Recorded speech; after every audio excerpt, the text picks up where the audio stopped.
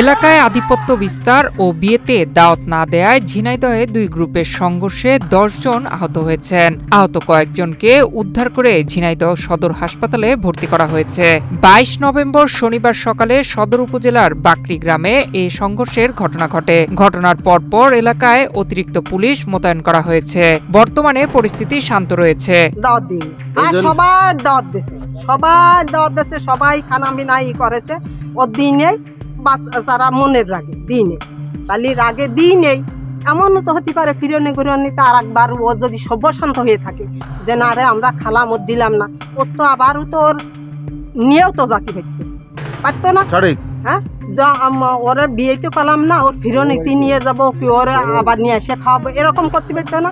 কিন্তু ও দেশের মানুষই নিয়ে যে মারামারি করলো, কারো পা ভেঙে গেল, কারো মাথা। এলাকাবাসী জানায় শুক্রবার বাকরি গ্রামের রফিকুল ইসলামের মেয়ের বিয়ের অনুষ্ঠান ছিল। বিয়েতে প্রতিবেশী ও প্রতিপক্ষ শাহের উদ্দিনকে দাওয়াত না দেয়ায় রাতে উত্তেজনা চলতে থাকে। এরই জের ধরে শনিবার সকালে শাহের উদ্দিন লোকজন নিয়ে রফিকুলের বাড়িতে হামলা করে। এতে দুই গ্রুপের ১০ জন আহত হয়। আমাকে বালামতলা ক্যাম্পের আইসি ছিল, তার সাথে দেখা হলো, কথা হলো, সবার আগে কথা গেলাম করতে দেওয়া যাবে না, সেই উপলক্ষে আমরা এখানে আসছি। এখন আপাতত গেলাম শান্ত, এখন আর আপাতত কোনো গেলাম নাই।